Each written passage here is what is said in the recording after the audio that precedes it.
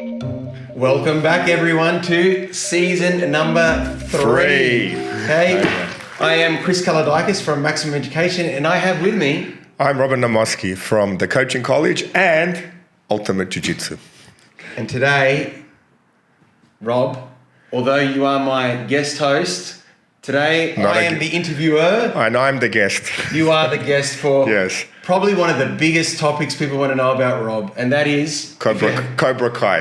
He was a member of Cobra Kai, okay? No. It is Robert's martial arts journey today, and I'm excited. I did like 15 minutes of push-ups this morning. I'm nervous. I'm excited, okay?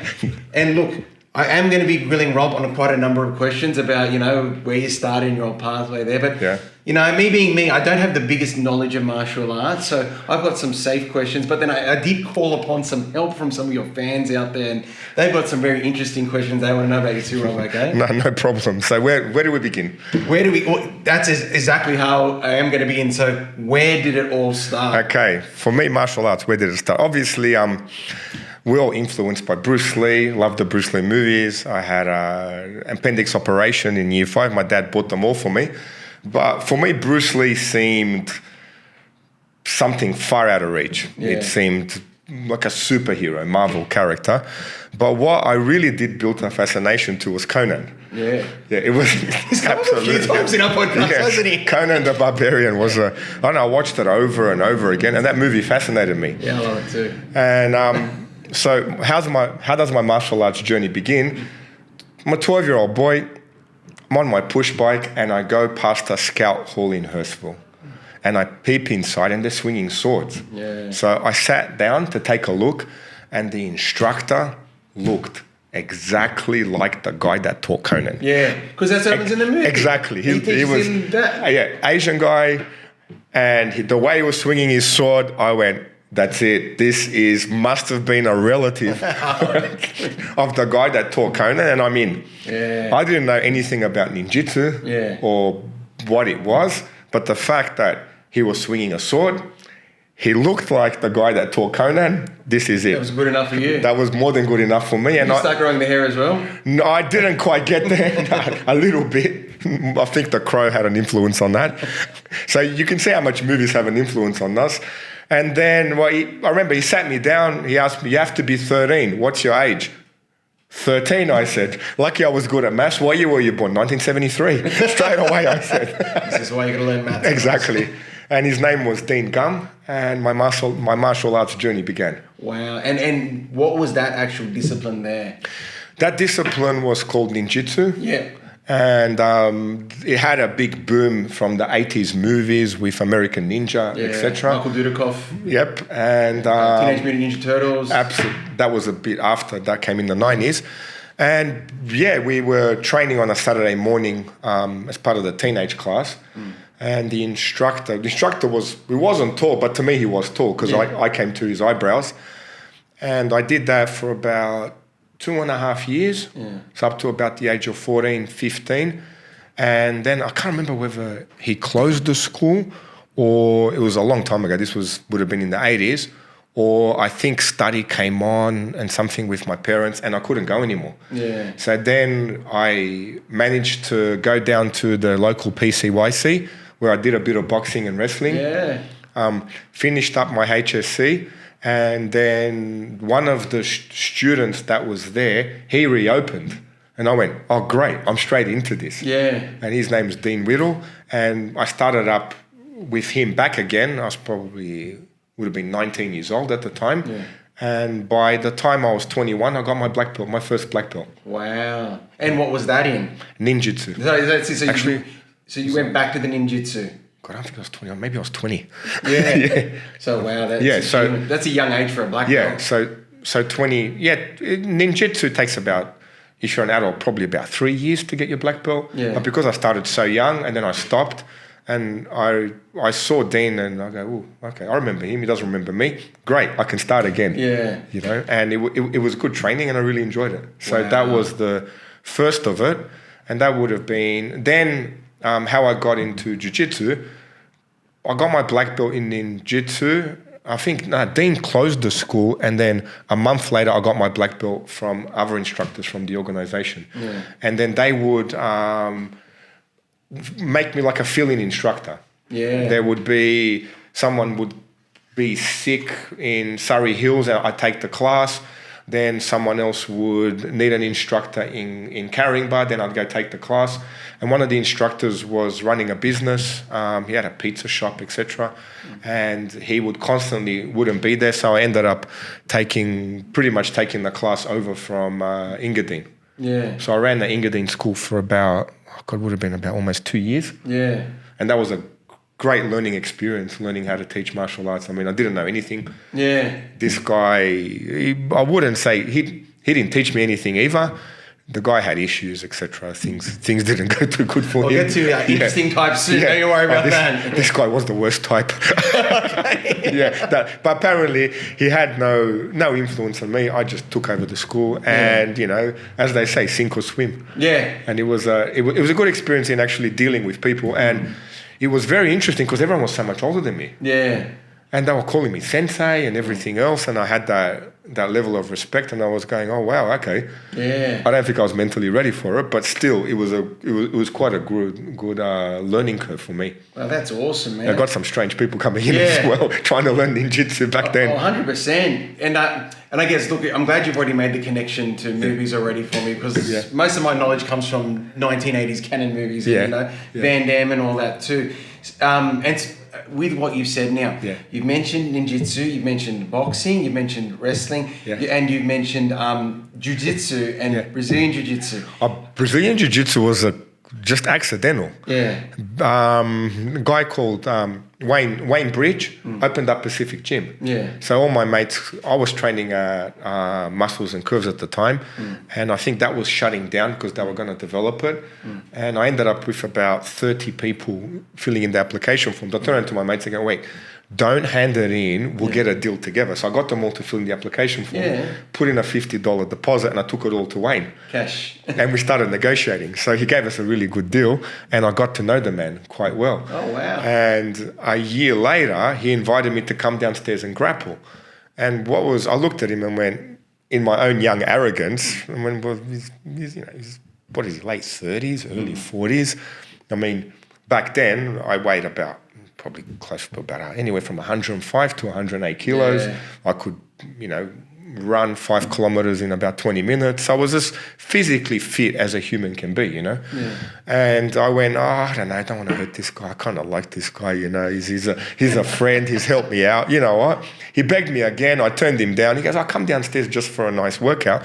And you know what? I'll take it easy on him. And I did.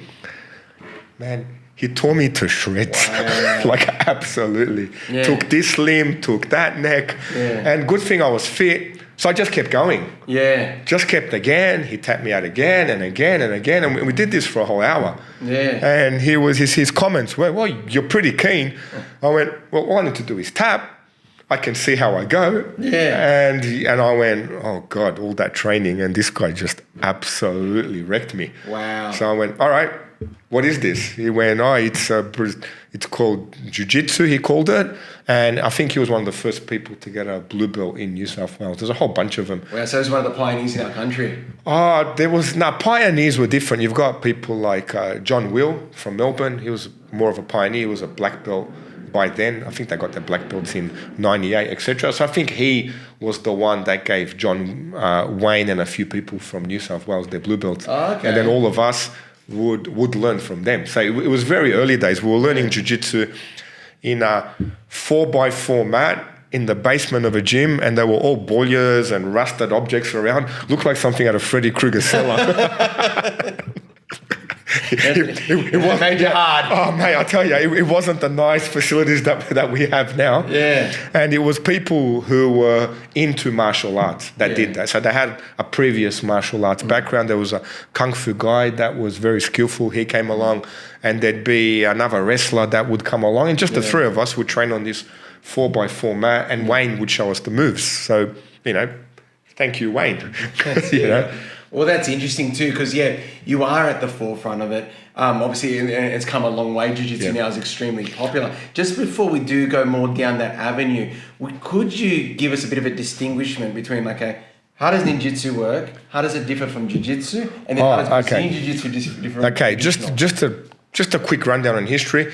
Ninjutsu's Japanese-style martial arts. There are mountains in a part of Japan where that certain region had 6 or 7 samurai scrolls, and then they would practice their moves. Ninjutsu, they were poorer, so they didn't have as much weaponry, etc. So, and they would practice their moves. So then, when they were attacked, they could defend themselves and fight. So it really looked like something out of a good movie would be the Tom Cruise one, Last Samurai. Oh, yeah. So they would have looked like ninjas. Yeah. So shinobi is the term where they were. So don't quote me on this history. There are better people to check for these resources. I have a good friend in Macedonia who actually is a Japanese professor that could actually give you a good history, and he trains ninjutsu non-stop. Zoom in for a meeting. Yeah, maybe that'll be good, Igor. We'll get you on this podcast. So that's ninjutsu. So they all the movements were low knees. I'm 50, 60 kilo Japanese person with armor on, needs to move a certain low way, draw their swords, weapons out. And that's a thing too. Weapon training. Weapon training, etc. And then there's hand-to-hand combat training, which was more designed for kind of like a battlefield in the ancient times ground. And then obviously ninjutsu had its boom from Hollywood, the movies, etc. And everyone goes, oh, what's this? And then the Japanese went, all these people come to train? Sweet. Yeah. Let's go. Almost like a magical element to it, the stealth and the vanishing and working the shadows. That all was a part of it, but you have to understand, 400 years ago, people were very superstitious. Yeah. So you're not looking at modern society, villages, etc. They'd be so much into the superstition where the ninja would do something with his hands and then run off, and then you'd think he'd come and kill you in your sleep and probably sneak up and slit your throat in your sleep anyway. Yeah. But it was something that was done, and I think the ninjas trained male and females the same. Yeah. Wow. So that didn't go across to the Japanese warlords and the samurai. And but how do you said, because they'll but the ninja themselves. the ninja clans would be more susceptible to which warlord do we go with and how do we benefit? Yeah. So as Westerners, we can kind of understand the ninja mentality more than that samurai. This is my warlord and I'll die for him. Yeah. And that's usually a samurai code. How many followed it really is questionable. Because they do the harakiri, though. They're the samurai. Not all, but it's fantasy to think that. I'm saying there's certain ones that would have, but you wouldn't say they all would have. There were Ronin that called masterless samurai that would have caused problems like criminals, etc. But it's more something. We'll get a history professor in to come in and give us over. So that's ninjutsu. With Brazilian jiu-jitsu, how it started out was you've got from Scotland, I think around the 1850s, Scottish immigrants, they're called the Gracies, they came to Brazil and they set themselves up into Brazil, and obviously the surname sticks and they become Brazilian. They're quite influential, so one of their descendants makes a connection with Japan, with trade, etc., and the Japanese send a delegate. One of the delegates trains them up in martial arts. Now, what made it unique in Japan was previously it was called Jujitsu. And at that point, Jiu-Jitsu was kind of a thug thing in Japan that wasn't getting quite popular. And then you've got Jokoro Kano comes along, an economist, and goes, oh, no, we're not going to do these things of poking in the eyes, etc., and doing all these things. We're going to throw, grapple, pin. We can make it more attractive and get more people in. And obviously, Japanese being a society where older people don't like being, questions are told by the young, kicked him out. And then the Japanese police, I think it was about 4 years later, don't quote me on the history, the Japanese police wanted to see who the best martial arts was. Yeah. Jokoro Kano rocks up with 15 of his students, and from what history says, he gets 14 first places. Wow. So then Jokoro Kano is legend in Japan. Yeah. He comes up with the belt system. From what I've read, he saw swimmers tying up a black little thing to distinguish the better ones from the more experienced ones from the non-experienced ones from swimming. So he creates the belt system. Oh, wow. So now, Jigoro Kano is a legend, absolutely. In every way, shape and form, he's the founder of judo. But before it was judo, it was judo. It was, before it became judo into the Olympics, he taught his students that grappling art. And then his student would tested himself around the world, Maeda.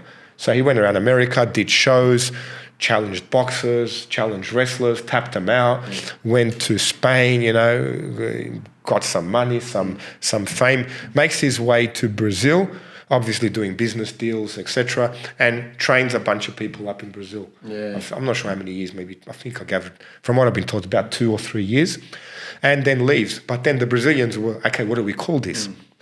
I'm guessing that Maeda went, well, he can't call it Kodokan because I don't think he got permission to allow him to train them. So he said, we call it the old name, Jujitsu. Yeah. So we went to the Japanese, here it is, it's called Jujitsu. They went, sweet, Jujitsu. So in Brazil, they don't call it Brazilian Jiu-Jitsu, they just call it Jiu-Jitsu in the Brazilian accent, or Jiu-Jitsu. And then what the Brazilians did, they did well, they kept training. So then they'd organize fights, they were called Valetudo events. It says no rules, but there's a lot of rules. You can't eye gouge, you can't, bite, you can't rip into the mouth with fish hooks, etc. You can't throat strike. So there are rules that you have to put into place, and then they refine their techniques with that. And obviously, having the money and the influence, the Gracies, the 4 brothers were the ones that first started in it. The first 3, Helio Gracie being the youngest, wasn't trained by Maeda. He was trained by his older brother, Carlos. And then obviously they have a lot of children, they have a lot of money, and they're quite powerful in Brazil, and they spread it to the rest of the world. They try and spread it into mainstream America. In the 70s, Horion Gracie goes to America, tries out his skills in acting, etc., has a few little minor roles, but he gets the actual script to choreograph Lethal Weapon 1. Oh, wow. So at the end of Lethal Weapon 1, when you hear the water scene, etc., Mel Gibson fighting the antagonist, that's jiu-jitsu. If you watch it now, you go, okay, look up, there's a triangle, there's an armbar, etc., etc. Yeah. But it wasn't just the Gracies that knew jiu-jitsu. There were other people of a judo background that knew grappling as well. So, for example, a really famous one is Gene LaBelle. Yeah. Yeah, Gene LaBelle is a stunt choreographer, etc. And that fight scene that they made in Once Upon a Time in Hollywood, where Brad Pitt's character throws Bruce Lee into the car, that's meant to be Gene LaBelle. Oh, wow. Yeah. But from what I gather, I don't think he threw him. Gene LaBelle became Bruce Lee's instructor and Chuck Norris's instructor. Oh, wow. So if Bruce Lee and Chuck Norris had an instructor, they did. It was Gene LaBelle. And that's why you see Bruce Lee in Enter the Dragon, perfect guillotine. Yeah. You see him get out of an armbar. He was taught these things by Gene LaBelle. And Gene LaBelle is interviews with Gene LaBelle commenting on that, teaching Chuck Norris and Bruce Lee. I would the claim two of the biggest badasses of all time, I taught them that. Yeah, he did. Gene LaBelle choked out Steven Seagal in his own movie set. Oh, wow. Seagal would never admit that. No, I think from what... I've got, first-hand account, a friend of mine's in that world, where he was being a dick to the stuntman, throwing him around. This guy's a stunt. I goes, mate, take it easy. I'll bash anyone here. Wow. Gene LaBelle walks up, bang, chokes him out, slaps him in the face, chokes him out again, and tells him, "I don't think the first time was a fluke." He must be the toughest guy of all time, Gene LaBelle. Gene LaBelle, look him up. Yeah, I think I'm going to do that. Yeah, when you see his face, you'll be like, I've seen that man before. Yeah. He was Ronda Rousey's first trainer. Oh, wow. Yeah. So he's got, wow, what a pedigree. For in terms of martial arts, you'd have Gene LaBelle as, you've got Helio Gracie, obviously, absolute. You've got Gene LaBelle, who was, you'd go, okay, just that legendary status, the way he's lived his life. And then obviously Bruce Lee, who's just, from the martial arts background, is just a genius. Yeah. Genius, because everything you see in his last movie before he died is MMA. Is that Big Boss? No. No, Game of Death. No, not Game of Death. The one in Hollywood. Enter the Dragon. Enter the Dragon. Yeah, Enter the Dragon. You see him in the little gloves. You see him in the shorts. Everything that is MMA now, he kind of put together. Now, was he the best fighter, etc.? Okay, you don't judge him by that. You know, he weighed 60 kilos, etc. In today's MMA, you wouldn't say Bruce Lee would be able to beat the crap out of anyone. I think even Gene LaBelle said that Chuck Norris was more physically stronger than Bruce Lee. Yeah. Chuck Norris was 7 years point contact karate champion, never lost a match. But Bruce Lee, the genius was he could see what worked and predicted the MMA 40 years ago. Wow. So you can't have that in a movie and you're watching it and you're going, wow, this is what happened in 40 years' time when we worked out what fighting was. And that's what Rorion Gracie did. He went around to spread Jiu-Jitsu to America, and his creation, UFC, did that. So Rorion Gracie, with his business partners, created the UFC for the one thing was to spread Jiu-Jitsu. Yeah. And then obviously UFC was then bought by businessmen who invested quite heavily into it, with a professional promoter like Dana White, and it became what it is now. Yeah. And that's the journey in a nutshell, in a roundabout sort of way, for someone who's never done jiu-jitsu or martial arts before. That's the journey of what's called now Brazilian jiu-jitsu or jiu-jitsu. So us into martial arts saw that early and first. Yeah. So what wouldn't have been marketed in the bottom of a basement, we saw the value in it early because we were actually involved in martial arts. So the first jiu-jitsu guys were black belts in other styles. Yeah, and it's interesting how you even said the journey of jiu-jitsu as it moved throughout the world, and it was just dominating the other disciplines of martial arts out there. And even when you say the early UFC, I remember watching the first few tapes because, it was so underground and all that, and anything goes. And, we were trained by Hollywood that, it was all, the punches and the kickers that would take it out. Oh, it crushed. Look, movies great. There's a certain skill you have to actually really go good in a movie. And I think the most skilled person in my eyes we have in Australia, this man's just trained his whole life, is an actor as well, Richard Norton. He was one of the first people in the 1980s to train with the Gracies, and with Chuck Norris and all of them, and with Benny the Jet and all these other famous kickboxing stars.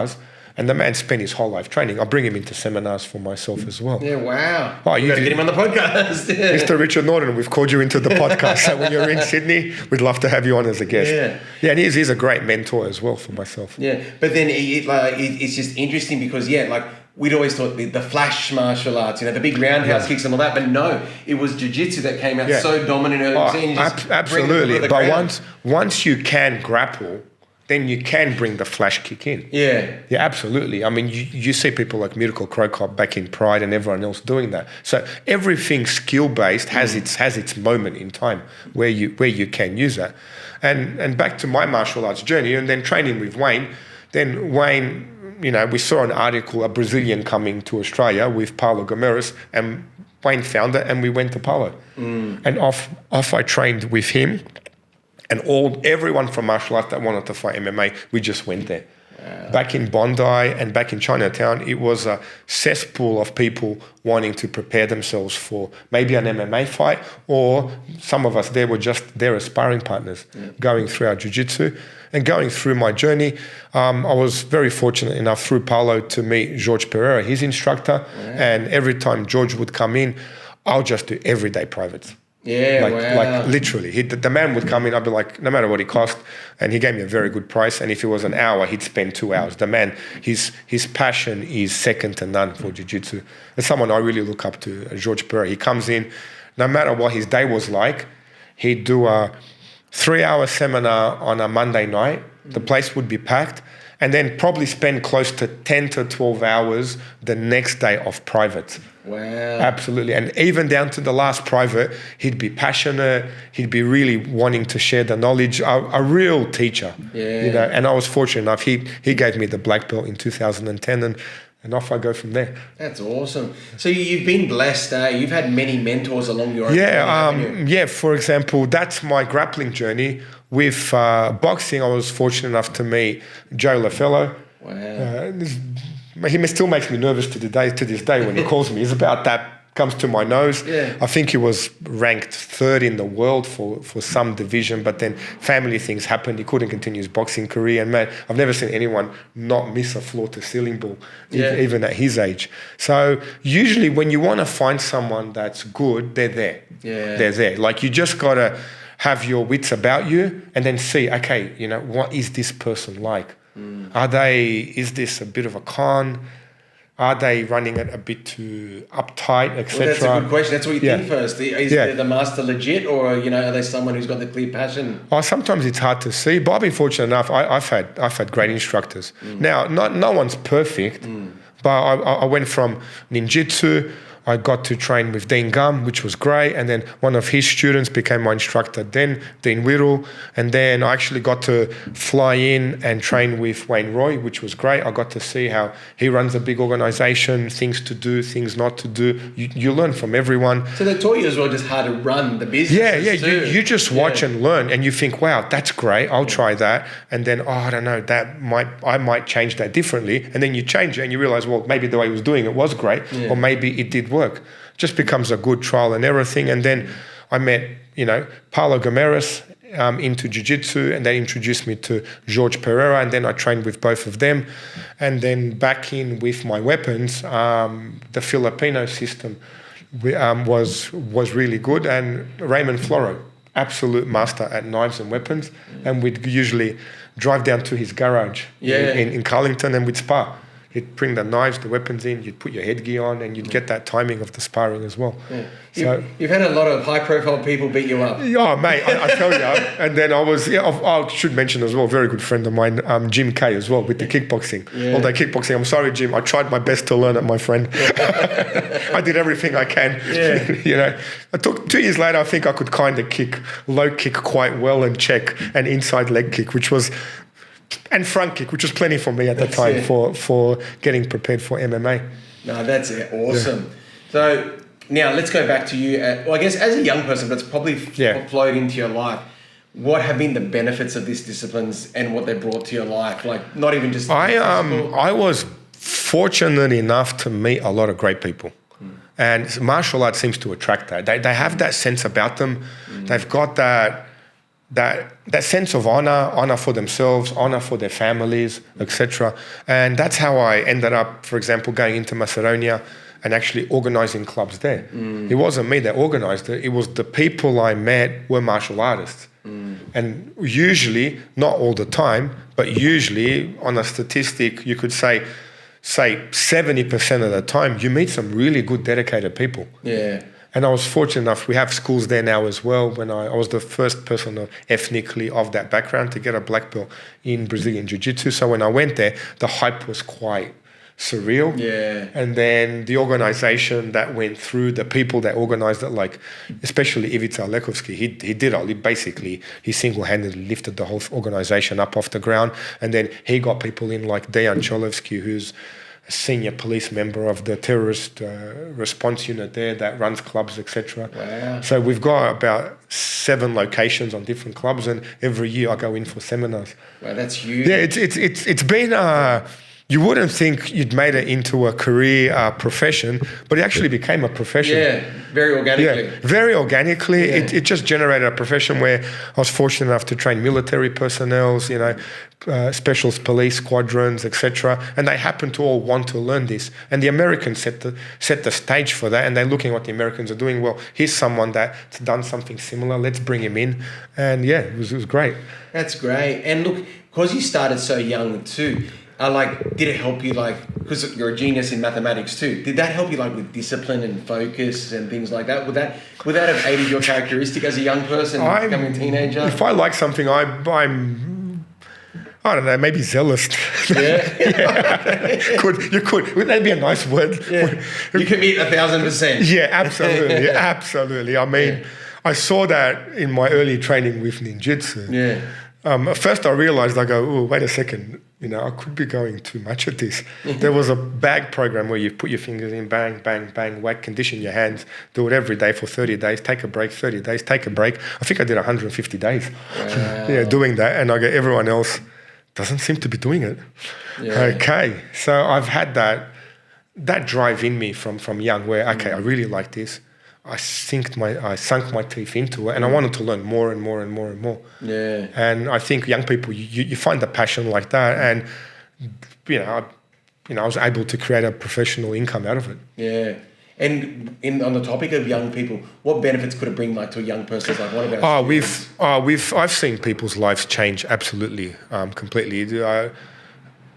One boy came in absolutely shy. His eyes are hitting the ground. He can't even look up at you. Yeah. So you slowly build a relationship. Okay, can you just sit and watch? Okay, slowly. Okay, get him comfortable. Okay, maybe just come in for the stretch. This is a 12, 13-year-old boy.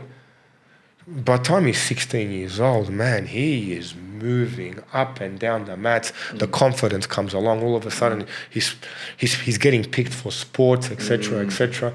So yeah, I've been very lucky to actually see that side. Where you go, okay, wow, this is really good. And me and the other instructor, Paul, Chad, and Ange, shout out. They give me a hand. We have that discussion. It's quite, wow, this has really changed and come a long way. Yeah. And as a teacher, there's nothing more rewarding than actually seeing that in a student. And you actually, now I got to see them at school. Yeah. Where you go, oh, okay, this kid's rough, that kid's rough, or that kid's out of whack. Oh, which kid would be the toughest in class? Oh, that quiet one sitting there would tear them all to shreds.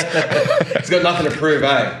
He knows he can tear them to shreds. He doesn't even concern himself with any of that. And you'd be surprised, the quiet, almost nerdy-looking ones. You go, oh, okay, we'll do our trouble, but just don't mess with him. Yeah, is the attitude. Yeah, and it's interesting, how it can give you that confidence and attitude too. Like if I actually reflect on my own past, one time I was walking to the shops and this guy came to roll me, so he approached me and said, I've got a knife, give me your wallet.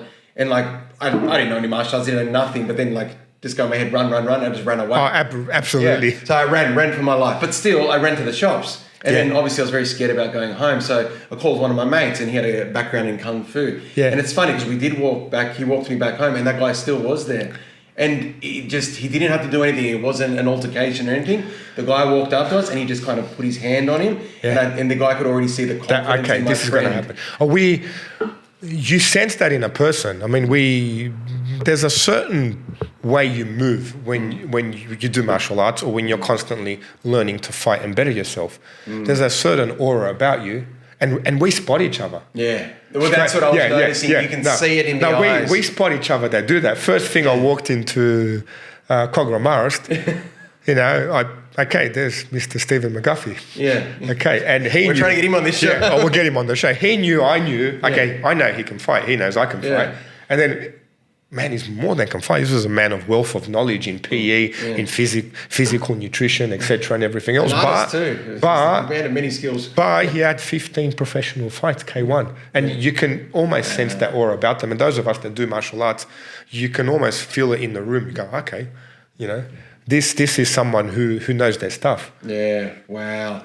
Yeah, so you can just see it in someone, and you can sense that the discipline, training, confidence. You can sense that discipline, training, and you can almost go, oh, okay, you kind of, okay, this is someone you don't want to mess with, but then someone you feel safe around. Yeah, that's right, especially if they got the right mindset. And I guess that brings me now to my next question. Are there any misconceptions with martial arts? Because like I said, we've seen the Hollywood and the flashy Van Damme style, but then we've also seen all stories, nutcases who just go to train and they want to beat people up. Like, what has been your view of martial arts, or would you like to challenge any of these misconceptions? People's misconception is one person could beat the crap of 20 people in a room. So we get this right. There is no way in Fist of Fury Bruce Lee could do that. Yeah. But it's phenomenal to watch the skill sets of the way his hands and legs and the choreography of the way it moves, So it's a misconception of the person's, how much physically can a person do in actually fighting. And obviously it looks good in Hollywood, having that one star beat the crap out of 10, 15 people. Oh, they're a hero. They're a hero at the end. Impossible odds where the person is actually waiting for you to hit them as they come in. Very choreographed, boom, boom.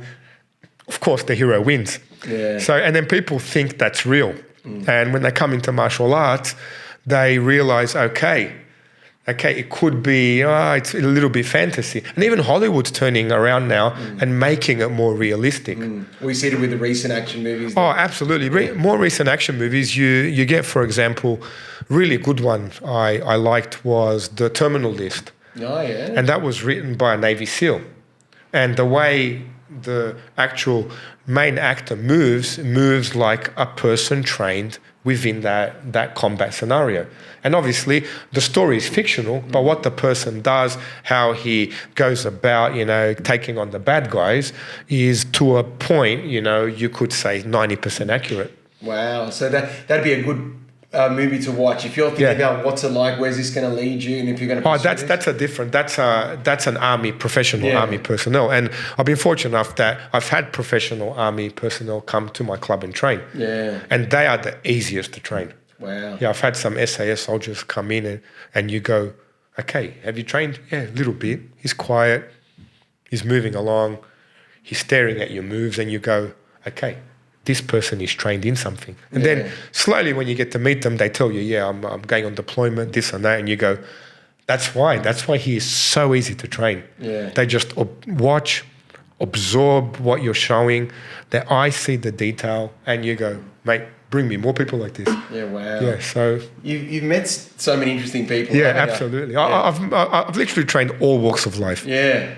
Yeah. And which is great because obviously, by training them, you're enriching them, aren't you? Yeah, absolutely. Yeah. Absolutely. So that is the end of my section of questions, okay? So as said, I put it out to, some fans out there. Oh, wow. Here comes the Hollywood questions.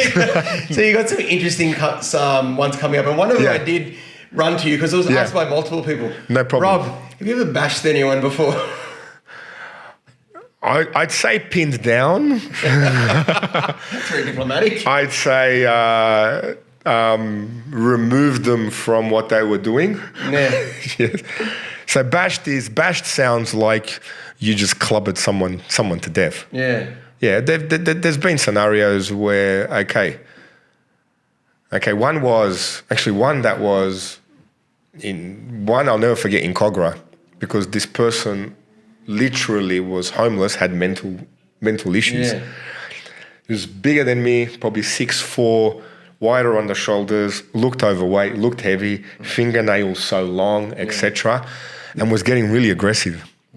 And there was a cafe, Izgrev Deli, where I knew some of the people that would sit there. It's so good, that cafe. And I went, okay, man, this is not coming good. This guy's walking over to people. I seem aggressive, etc., etc. Well, this is it. I've got to do something. There's no way out. So walked over, smiled, approached him. Hey, how you going? This and that. Hey, how you been? Oh, do I know you from somewhere? The guy looked a bit confused. As he moved, I ducked under, grabbed his hand, reached around, grabbed him by the hip, started lifting, and just started walking with him. Yeah. Okay, come on, man. Come with me, man. Let's go somewhere. Yeah. Walked him my way out of there. The smell was something. Yeah, the smell was something. I think he let his feces go, etc. And at some point, he just kept walking with me. I went, okay, just clear him out of danger. Yeah. Walked him up into the alley, saw where the cop station was. I'm sorry to the police force. I didn't want to walk in and then get caught up into reports, etc. Kind of moved him in that direction, and like a good ninja, made my exit down the alley. That was scary because it was a question of, okay, I don't want to be scratched. Yeah. Okay, this person is really getting out of hand. Yeah, it was a public nuisance. Oh, he kicked 2 garbage bins very aggressively. I think he rammed his head into a shop, etc. So that was a scenario. I don't know, should I tell you more? Maybe I don't get charged for assault. Your fans want to know. Okay. This was a very bad decision on one guy. We were at a cafe. Friend of mine, a student of mine, another black belt, ran the cafe, the Angry Gnome. It was in the alley here. So we're having our coffee. Some guy walks out of the pub, angry that he lost the machine. I think he assaulted 1 or 2 of the people up into the shops. And then he kicked the furniture quite aggressively, really aggressively. Went nuts on the furniture, made his way up. And I was earpods, listening to my podcast, doing my paperwork, getting maths notes ready for the Turing Centre. He goes, and Cam went, Rob. I went, whoa, boom, bang. And yeah, we showed him the error of his ways. Yeah, good. You don't mess around in Rockdale, eh? Cam's gone now. I miss you, Cam. Yeah, so that was a situation where we were like, okay, you got to be careful doing that. Yeah, of course. Yeah, you don't want to get assault charges, etc. So yeah, don't. Be responsible. Yes, yeah. So the scenarios happen, but I've pulled away from things like that now. Yeah. Hopefully. No, you're a very good example. That's right. Yeah, you know. Hopefully. Yeah, but these are, if to answer truthfully, yeah, every now and then a situation presents itself. You go, okay, people are in danger. Okay, you've been training. Yeah. It's your responsibility. Yeah. Now, you can say, there's martial arts that teach you to make your exit. Okay, great, do that. Do not get involved in things like that. I'm not telling you, if you train, get physically involved. Yeah. But it's in front of you. Yeah. It's in front of you. Hurt if you don't that problem is yours to solve. Yeah. And then it becomes, okay, now you got to really knuckle down and go, okay, what is the appropriate response for you to solve that problem? Yeah. And you got to be careful with that. No, that's excellent, Rob. I feel safer now. I'm just sitting here. I feel safe. No, good. Yeah. Look, next one. Out of all the people, because obviously you've been sparring with many people, who would you say is the best fighter you've sparred with? Or fought professionally? I don't know. I haven't really fought much. Sparring. Oh, God. Peter Graham. Yeah. Peter Graham. Oh, my God. This guy's an animal. Yeah? Yeah. Jiu-Jitsu? Well, I was training with a bunch of professionals. No, I did not fight him because I don't think I'd be sitting here. Okay. Look him up, Peter the Chief Graham. Yeah. He's a professional K1 fighter. He fought MMA. He was learning grappling then. Yeah. And I'm 6'2", 100 kilos now. Even then, he'd probably be 6'3", maybe 6'2", as well, but a lot thicker, a lot heavier. Quite the athlete. Yeah. So, we're grappling away. He's still learning. I arm drag, do a takedown. He's nice to me. I take his back. I'm on his neck. He jumps on his feet and goes, okay, how do I get him off? And I'm hanging off his neck with him standing up. I went, I'll just get off nicely like for him. Yeah. Wow. I just went, thank you, Pete. Yes, my friend. Okay, let's get going again. Yeah. So I'd say Peter Graham, definitely. But that was just a small stint. But I was fortunate enough to, train with Ian Schaefer as well. Ian Schaefer was a professional fighter from Australia, went to Japan. He kicked Yankee Suda in the head, knocked him out. And for his grappling, he'd come to me and I'd outweigh him by 20 kilos and we'd go non-stop, up and down, up and down, up and down, up and down, up and down. More than keep up. We go, man, this guy won't stop. Yeah. You see what an actual professional is? Half an hour later, there'd be that much water on the mat. We'd literally finish the session. He'd go, oh, thank you, Rob, so much. That was great. He'd grab a skipping rope and then double skip for another 5 minutes. Wow. And I'd sit there going, yeah, I'm not. That was just cool down. Yeah, but it's okay. Yeah. So I'd say those two are the most memorable, and then actually they're very nice people too. That I had the honour of fighting. Like even with yourself, these people who train so hard in martial arts, but then they're always very nice people willing to support. Yeah, these were actually paid professionals, people who made an income from fighting. Yeah. Whereas I myself made an income from martial arts. They're very different. Yeah. The other question which flows on for this, have you ever fought anyone infamous, like with a bit of a reputation, which kind of overlaps? My students have, and it's very easy. I had a situation where these gangsterish sort of guys went into the gym. I think they were dealing some sort of steroids to a young boy. Young boy didn't want to buy it. Yeah. And one of my students is a black belt now, stepped in. He wasn't a black belt then. He stepped in and went, hey, look, leave him alone. But his brother was there at the same time. Now, this boy's he's got a few pharmacies, etc. And he went, hey, look, you'll get assault charges. Let me take care of it.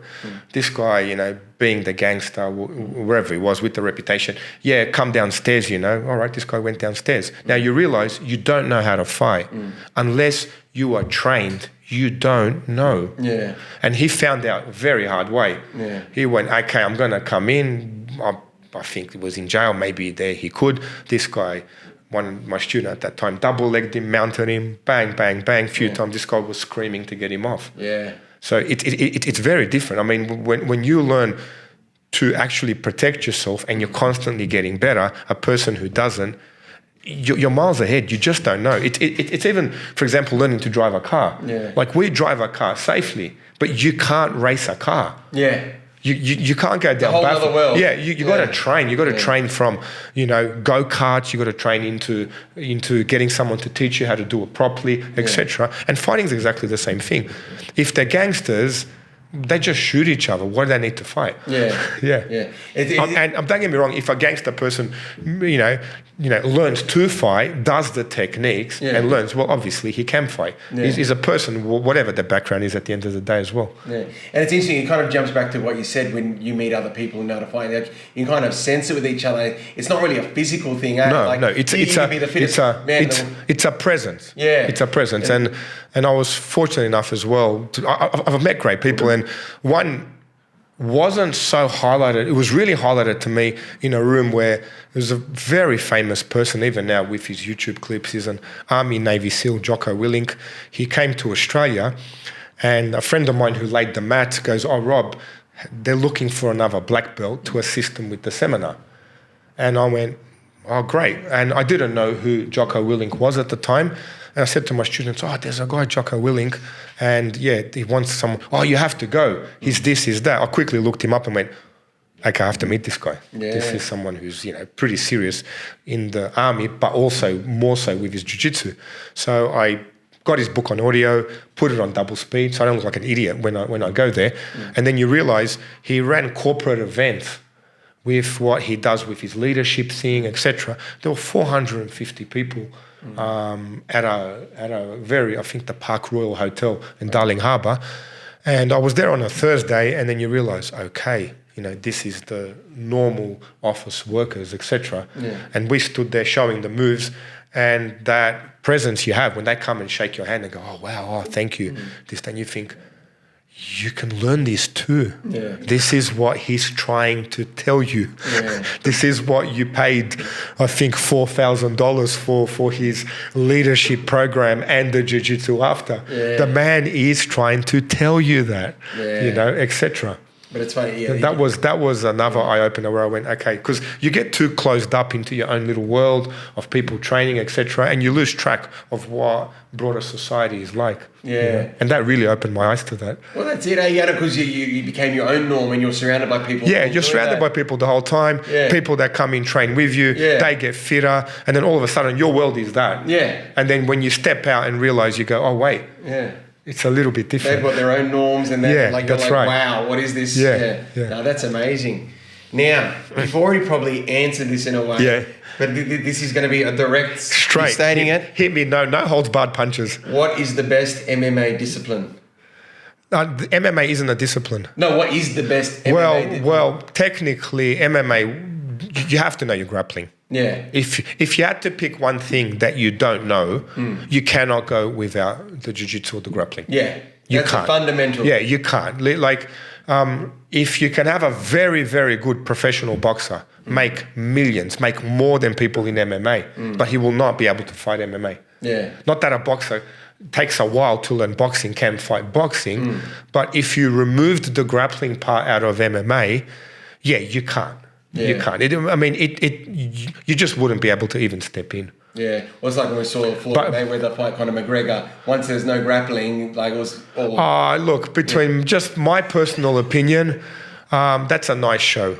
Yeah. There is no way, McGregor's a phenomenal athlete. The man's worth $500 million and deserves it. And he did very, very well in martial arts. But Mayweather put him onto the 10th round. They get their millions of dollars. Everyone gets to watch, which is a great show. I mean, the first 20 ranked boxers in any division would beat. I'm guessing nearly most MMA fighters if it came to just boxing. You got to specifically think just boxing. Yeah, once grappling comes into it, then. Yeah, once the MMA comes into it, the cage, they're not built for those skill sets. But MMA does transfer over to a street fight the best. Yeah, wow. So there you go. So Jiu-Jitsu, grappling? Yeah, for me personally, I've done it all well. Jiu-Jitsu is the easiest one to learn and one that you can do your whole life. Yeah. I really did love wrestling. But then it's very explosive. And we are very fortunate to have a really good wrestling coach at our club, Justin Turtle, who breaks the components down for us in a teacher-friendly way. Wow. Yeah. Oh, that's awesome. So with saying that then as well, let's go back to you now. What are your accolades in Jiu-Jitsu? So maybe I should say all martial arts. You actually have received multiple belts. So what would be your accolades? Well, I tried to learn, and learning from, like how I said before, I was sparring partner for professionals, took me into that world. Now, sparring them increased my skill set exponentially to the point I didn't realize how much till I went back to the Jiu-Jitsu tournaments. Yeah. So as a blue belt, I went back to the Jiu-Jitsu tournaments and, wow, I'm winning nearly all of them. Wow, subbing people out. And it was because, well, you're spending all these hours sparring with professionals. And then when you come back to Jiu-Jitsu tournaments, a person will be training, 2-3 times a week. Yeah. You're in there for hours training. It's your norm. Yeah, it's your norm. And then you come back and you go, oh, okay. So I won, most things at certain belts, like New South Wales state titles, national titles, Pan Pacs titles, at a blue, at a purple level. You got big trophies. No, they're medals. They're medals. They're not trophies. A lot of people win these things. There's a lot of divisions. There's a lot of belt divisions, etc. And it's a really good way to build yourself up for competition. You get the same nerves. Makes no difference. If you step into a cage fight, you step into a jiu-jitsu tournament, your body produces the same adrenaline. Yeah. Yeah, and a student of mine had that with Robert Whittaker. Robert Whittaker's trainer, who I trained with quite a fair bit in the 90s and early noughties, would put Robert Whittaker into jiu-jitsu tournaments for that adrenaline. And one of my black belts was standing together with him, and he goes, Robert Whittaker's a phenomenal athlete. UFC ex-champion, probably become the champion again. Let's go, Rob. And he said, well, it feels the same. You're just as nervous. Yeah. So those jiu-jitsu tournaments, you would get to experience the nerves, the adrenaline, the shakiness, everything that's built up for you to tell you, why are you doing this, stepping into a physical confrontation when you don't need to, yet you can mentally push past that. And after a certain number of tournaments, are able to steer that adrenaline to benefit you. Yeah. Wow. So you just know how to work your chemicals. More than that. You know how to step past your fear and then get into it. Yeah. And then, obviously you're 50 now and incredibly fit. With this tournament background and obviously sparring non-stop, have you ever been injured and how did you work through it? Not through tournaments. The worst injury I had was actually from a demonstration. Yeah. I had the guy in a headlock. He was meant to do a self-defense move. The instructor, Paolo, asked him to, and it was just meant to go as it was meant to go. I was meant to fall back. He sat through my knee and blew my knee out. Wow. And I colourfully replied in my dad's language, Macedonian. Native tongue. In my native tongues. Well, I first actually was English my first language. English, Macedonian, and then I forgot English, then back to Macedonian. And I'm severely tongue-tied, so it sounds like, I've learned English. Sorry about that. And I went, oh God, here we go. And tore the ACL and went, sweet, just like everything else. What do I need to do? Okay, a week later, get the operation done, operation got done, did the physio. And this is the thing, if you get an injury, mate, the doctors do their job all the time. It's up to you to do the physio. I went to the physiotherapist, 6 weeks. I told him, what if I'm a professional footy player? It'll be 12 weeks. Put me on that program. So that relentlessness I have with the martial arts went into rehabilitating the knee. You didn't slow down? You put no. The effort becomes the rehab. Yeah. This is what you do. Do these exercises on the wall, off the wall, medicine balls, etc., etc. And that knee is actually better than the other one now. But little bits and pieces, like, for example, I tore my inner thigh. I went to a tournament and I actually had a tear inside the inner thigh. But I'm thinking I can win this. Yeah. So a month later, I went into another tournament and I re-tore it even more. It's muscle. There's heaps of blood there. So, but basically what happens, I went, okay, overhealed, so I went to an ultrasound. Yeah. That was a bit embarrassing, all these pregnant women, and I'm there. Okay, here you are, here's my thigh, and they're hitting the ultrasound in the inside of my leg. A little bit awkward, yes, but it had to be done. So whatever the injury was, you just apply that zealous or discipline, whatever you want to call it, to fixing it. And it can be fixed. The human body is a remarkable machine. Well, that's good to hear. When I'm complaining about being tired in the morning and I can't train. I can fix you. 6:30 a.m., Monday, Wednesday, Jiu-Jitsu. Come down. That's good. Well, on that same concept of training too, let's say you are preparing for a tournament. What exercises do different? Like it's the morning of the tournament. What training do you do? Relax. You relax. All your training's done. Yep. You relax. Absolutely relax. And most people in a tournament, you see them put their music on, they're lying down. They put their music on, they're lying down. You relax. Get a good night's sleep. Go back to the podcast on sleep. You'll see why. It's foundation, fundamental. Absolutely. Rest, relax. Yeah. Show your skill sets. Yeah. One of the ones that the people wanted to know too. You mentioned a lot of the people you've met in the martial arts realm. Yes. But let's go a bit beyond that. What has martial arts kind of led you to outside of martial arts and interesting opportunities and interesting people? Well, the biggest thing was I didn't realize that ethnically I was the first person with a black belt. Overseas in Macedonia they did. And me being an Australian, born in Australia, was making my way overseas there. And I got contacted by Ivica then. He went, "Oh, you're coming in." And they said that about me being the first. And I said, "Look, wait a second. There's Canada, there's America. I don't like awkward situations, and you don't want to be caught out lying. You can make a mistake and say, okay, you can fix it. But if you're claiming something, you got to be very careful what you're claiming."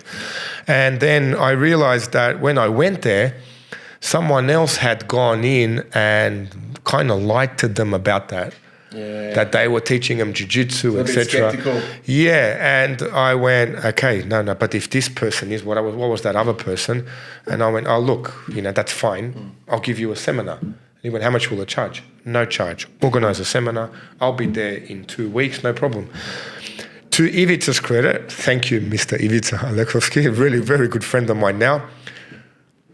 250 people rocked up. Wow. For this free seminar. Mind you, it was in winter.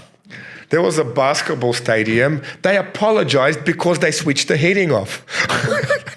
So outside it's minus 15. I walk inside and went, this is cold. They're all standing and waiting. Geese on, bare feet, waiting for this person to come and train them. Yeah. You've got this frozen Aussie sitting there going, how am I going to do this? Yeah. This is bloody cold. So stone cold face went on, put the gi on. My wife's laughing at me. Oh, you're in trouble now. Yeah. Okay. And off it goes. And they just rolled it out. Yeah. All of a sudden, cameras came up, interview from TV stations, etc. And it just went, okay, became almost, I wouldn't say a B, D or a E grade celebrity. My Macedonian wasn't quite good at the time, so all my relatives would laugh at me and saying, forget these comedy shows, we just watch you and your interviews. So please don't watch any of my early interviews in Macedonian. My Macedonian did get better as the years went on. And thanks to Ivica and his hard work, we started a club there. Yeah, because you go back regularly, don't you? Yeah, every year we make a trip. We do the seminars in Ohrid. And then prior to that, Ivica had organised, like I said, the military personnel, the army personnel. And I was very fortunate to meet great people. Yeah. Like when you see Macedonian's military is the special forces are on par with anywhere in the world special forces. Wow. These are super skilled, trained people. And I was a little bit intimidated going, what do you need me for? Like your army, wars are different. Oh, they wanted to look neat and more professional when they handle civilians. Yeah. And I went, okay, great.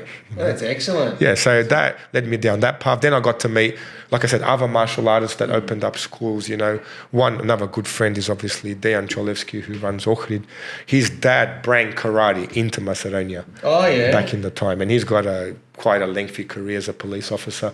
Then there's a lot of others. There's a husband and wife couple in Kavadati, they're police officers, very skillful people that, they take on. Then there's a very intelligent computer programmer in another city, Kumanovo. Etc. So there's all these other cities, etc. That we have instructors from computer programmers to police officers to head police officers of special units, and it's a range where jiu-jitsu, you could be training on the mat and getting torn apart by someone who you'd perceive as a nerd. Yeah. And yet he would just totally own you. But you can't pick people, can you? No, I think that's what the uneducated mind always thinks. I'm bigger than this guy, I can take him.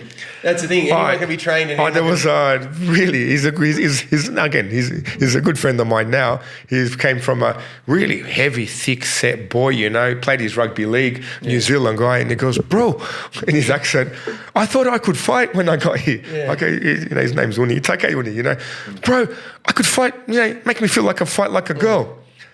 I go, Uni, seriously, have you seen the way the girls fight? I wouldn't rate you so high. Shout out to Uni. And he went, you're right, bro. He's a very intelligent guy. He's actually CEO of a firm that actually has special needs people, etc. Oh, good on him. He does all that. That's awesome. But he's lazy. He got his blue belt and he left. Uni, get your ass back into training. Oh, that's awesome. Yeah. And even before, you mentioned like Richard Norton and Benny the Jet, they never tried to pull you into the acting realm or anything? Oh, God, me? Listen to the way I sound.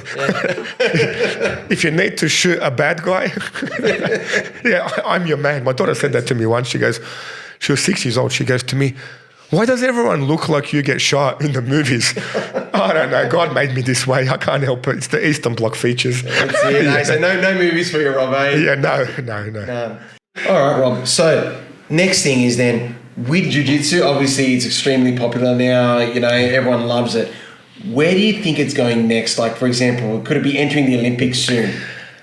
Sadly, unfortunately, it passed its chance. Brazil had the Olympics, and they did not put it in. It would have been opportune, eh? Yeah, it would have been a prime opportunity. Biggest opportunity I think missed was 2004 Olympics with Athens. Really? We were expecting pancration as a spectator sport, and you'd think, okay, pancration could be an amateur event for MMA. Is that what it is? Is it like mixed martial arts? There's a tournament called pancration. I competed once in such a tournament, but this was in a ring. It was done a bit more professionally, but still. Now, we were certain, Greece being the founder of the Olympics, having an event from 2,000 years ago, pancration, would be definitely a spectator sport. There was no way we think that they wouldn't have done it. I mean, the Koreans put Taekwondo in. You think it's a no-brainer, and unfortunately they didn't. I think they did, dirt bikes or something, God, next Olympic sport, apple bobbing. We've seen some interesting stuff lately, haven't we? The martial arts community was quite devastated. Yeah. It was absolutely devastated in that, that they did not put pancration in to the 2004 Olympics as a spectator event, and that would have been definitely held as a major event after that. You would have had the Russians that do Sambo enter. Yeah. You would have had all the Jiu-Jitsu community enter. You would have had all those boys that missed out on wrestling opportunities retrain and enter. Yeah. It would have been such a hotly contested event. You could alter the rules from MMA where you could kick to the head, punch to the body, grapple to the ground, get a submission, etc. And it would have changed the landscape of MMA the way, for example, boxing does. Boxing has its amateur event in the Olympics, and it's got its professional event. Yeah, this would have been a landmark opportunity, and unfortunately and sadly, it did not happen. And for the martial arts community, that was quite a big loss. For Brazil, to put the Olympics in, look, we have to be realistic. Jiu-Jitsu generates a lot of money with the tournaments. Yeah. And the individual organizations that are running these tournaments are not just going to give up all that money and the way it's exploded around the world to put it into an Olympic sport. Yeah. But it has moved on to more professional events. You've got ADCC, where they run no-gi events. Then an Aussie guy, CGI, Craig Jones Invitational, has had his first event where he's offering $1 million in prize money. Wow. So then you've got the Abu Dhabi Pro Jiu-Jitsu event. So there's individual events where you could enter a more professional level, but it still doesn't compete with actually representing your country in the Olympics. And to me personally, it was tragic that Greece did not put pancration in. Maybe we could advocate it when it's in Brisbane in 8 years' time. Australia's not too fond of its MMA athletes. Yeah. If you look at, did Channel 9, 7 or 10 interview Robert Whittaker when he won the belt? Is Robert Whittaker a mainstream name? Yeah. He was the first UFC champion with a belt. Yeah. You wouldn't know. You know, Alex Volkanovski has been one of the best lightweights in the UFC. I mean, he's got Facebook, the founder, you know, he trains him, he creates an AI of him. Australia's has got its fans. Yeah. Obviously, it's got its loyal fans, and the UFC stadiums will always fill up. Yeah. But our general media's perception of it is maybe a little bit on Fox Sports. They'll get a show, they'll get an interview, but to actually call him in on Channel 7, 9, 10 onto the big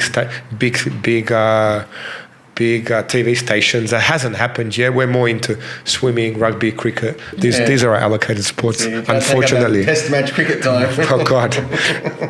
Nah. Well, look, that's all. Look, we can only keep our fingers crossed and see what happens, but it's exploding we are a sporting nation, and there are a lot of kids getting into this. Yeah. Absolutely. Well, look, the next part then I'll say is, with Jiu-Jitsu, obviously you've been involved with many different aspects and many groups and all that. Is there like a culture? Like, is there a Jiu-Jitsu culture? Like, absolutely. What do they do? How does it work? Depends. There's different groups. You could break them into groups. Yeah. You could break them into the early children groups, becomes very gymnastic-y, get their confidence, build their bodies up, build their confidence up. Then you break them into the late primary, early high school group where they're refining their techniques, they enter tournaments, build their brain up with that stress of entering tournaments. Then you can see into the teenagers where they're taking it seriously, you know, where this will be my main event. Then you have got a subgroup of like surfers. They may take a few years off and go around the world and do jiu-jitsu, go train with professionals, etc., win a few tournaments and then come back into a job. Then you've got a group of young adults that have just finished university, are looking for something else.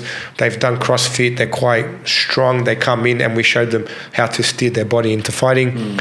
And then another group I have is your dads. They've watched their kids train and think, you know what, I've been watching this for 2 years, I'll give it a go. And they come in the mornings, so they do their morning session, and then they see the health benefits of, oh wow, structurally I'm stronger, I'm fitter, you know, I've dropped some body fat, etc.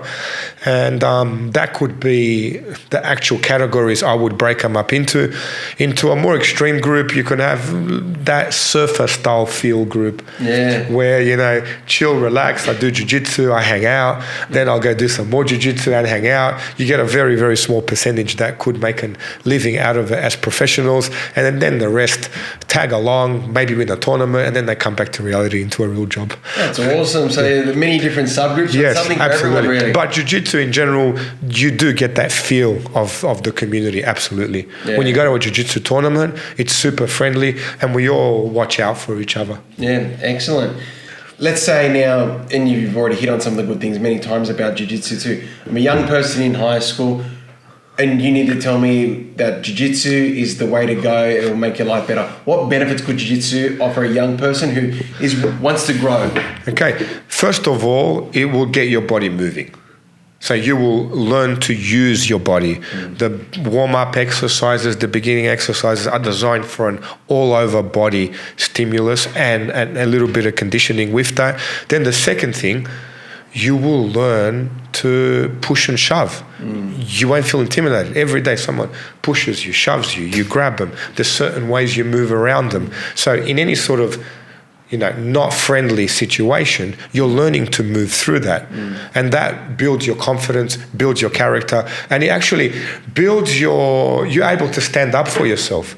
So with Jiu-Jitsu, you've been shoved, you've been pushed, you've been thrown on the ground at the point when you are ready. We don't do that straight away, obviously. We slowly desensitize you to that level of, you could say, not aggression, but that sort of level of physicality. And then you learn to adapt against that. And then all of a sudden you have that confidence where you can face things. You know, tomorrow you get your first job in McDonald's, you've taken the rubbish out every day. You go, wait a second, will you say something? You know, Jiu-Jitsu will give you that confidence where you can turn around and go, hey, I've taken the rubbish out 3 times now. Why am I taking it out? Just being able to stand up and look someone in the eye and do that. When life pushes you. Yeah, you can actually do that. You can do that because what's he going to do? He's going to push you. You've been pushed. Yeah. You're okay with that. So as soon as you get okay with being able to have that confrontation with someone, that person realizes, okay, I'll go to someone else. And bullies do that too. I mean, with bullies pick on someone easy to feel good. You don't want someone that will stare you down and then, you know, possibly hurt you. You know, like I said, I've had the kids in the class where, okay, they could be a bit rowdy, this and that. Oh, this child could have some issues. It could be bullying people, but he's never bullying that kid. Never. Yeah. You know, that's one of the things. Look, and finally to wrap up, Rob. Yeah. With martial arts, how's it just helped you in your own everyday life outside of, you know, the business running and the training? What aspects of positivity has it brought to you? Well, for myself, you know, like I said before, I really enjoyed it. Really enjoyed it. It was something where I searched for it. Like seeing that sword come down, looking at that instructor that looked like the actor in Conan, and it wasn't just that. That's just a bite of a flavor to see if you like it. Yeah. It was more than that. That was just an introduction for me to step in. But then after that, I really enjoyed it. Yeah. It was something where I craved it and I wanted to learn more. I wanted to get better at that physical confrontation. And it wasn't a case of I was bullied. I couldn't say it was that. I wouldn't say, you know, I wanted to go out and beat people up. You know, after 9 months of jiu-jitsu, you go past that skill set straight away. And I spoke to a student recently. We gave him his blue belt, but after, when I give him their first stripe, I basically turn around to say to them, this is after a few months, after probably about 6 to 9 months, I go, if you met yourself in a physical confrontation before this, what would have it been like? He goes, oh God, I can't believe I was even like that. Yeah. And this is only after 9 months. So after about 9 months, a year and a half, you can protect yourself against nearly most situations that will come your way. Because the situations in our society that come your way, they're not very skillful. You're not taking on a super skilled fighter. He's usually tired. He needs to train. He's not causing trouble. But back to your question, for myself, I really enjoyed it. Really enjoyed that physical activity. So I had to keep my body in shape to be able to do that. And then obviously became even more serious. It became my main source of income. Yeah. So then you become the product. You represent what you are showing. Yeah. So at the end of the day, as a martial arts instructor, you represent a picture of health. You represent the personality that you are. You represent that kind, caring nature about yourself, where you go, you realize, he is friendly. At first you realize, it may not look friendly, but then, he is friendly. It's approachable. Come in.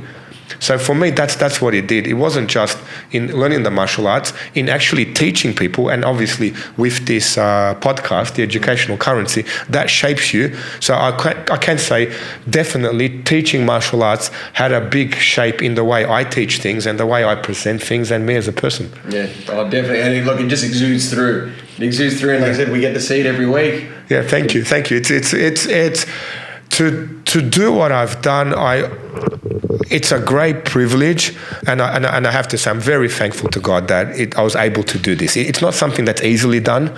I've seen a lot of people that have tried it and have failed. I've been involved in organizations where that has happened, but in every place I've been, I've seen the benefit of what someone does and the benefits that they present onto the people. And then obviously you try to do something a little bit different so then you can succeed. Isn't that interesting? Because that's like the core points we've been talking about in education. Yeah, absolutely. Variety of mentors, learn from different mentors, go around, see, experience what works for you, what doesn't. You know, it's just it's not just martial arts. This is life. Yeah. And I say that to the students all the time. Like, this is your journey. Where do you want to go? Yeah. So even now, after the HSC with the ATA, and the biggest thing is I got to bring my year 12s in that I had from the previous school in to go, okay, where are we going? I want to know. I want to learn. Yeah. I learn from them as well. So, and it's true what they say. You learn more from your students than what you have taught them. Yeah. And that's why, I was fortunate enough too, to the students that I've actually taught have opened up their own schools. Yeah, it's amazing. So when people go, oh, how'd you get your organization with so many clubs? I didn't. They did. Yeah. You know, and this is and that's rewarding as well when you see actually someone that you've trained from the start, and now they're running a club, they're doing so well, they've got their own students. That's very rewarding, and you go, you know what, I played a part in this. Yeah. Oh, it's a great, you can even think that globally, just where you've done, where you brought it to. Yeah, absolutely. Like now obviously I didn't do everything. I showed them a certain part, and they just refined it and did it better, to the point now where I can actually learn from my students. Yeah. Because we've probably done around 26 black belts, and I've been teaching close to about 25 years. And every single one's got that bit of information that he passes on to the rest of the club. Yeah. And we're very fortunate to have that. So once again, back to that community and culture, It's everything. It's everything. But when people come to me or come to an organization, they're taking away their time, they're taking away their money. You can charge whatever you want, but you can never give their time back. Yeah.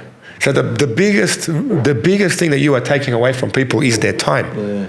No matter what you charge. So within that time, you have to give them a good experience, and not just a good experience. It has to be beneficial, and it has to be worthwhile, and then they have to see the benefit in it. Yeah. And when you tick all those boxes, you are set, and you yourself get more of a reward in the end. That's awesome, Rob. Look, thank you so much for sharing all this with us. Thank today. you, guys. Obviously, hot topic that I know a lot of you out there all wanted to know about, Rob, but you've just given us so much. Sorry about the voice. I've been a bit under the weather this week, but I wasn't going to miss this. No way. That's all right. Look, the energy still came through, okay? Absolutely. So look, excellent. Look, surely we've got to follow up. Actually, yes, got to follow up. Jujitsu now, if you want to join Ultimate Jujitsu. I hear it's really good there. Yeah, we've got locations in, where have we got? We've got headquarters in Rockdale. We've got Matraville. Look it up, Ultimate Jiu-Jitsu Matraville. We've got Ultimate Jiu-Jitsu Hurstville. We've got Ultimate Jiu-Jitsu in Milpera. And we've got Ultimate Jiu-Jitsu in Erskineville. So we've got a new website that we've launched. Look us up and definitely come down and give it a go. With that, thank you very much for listening today, guys. I'm Chris Kalodakis from Maximum Education. And I'm Robert Namoski from the Coaching College and Ultimate Jiu-Jitsu. Thank you, guys. Thank you, guys. You did well.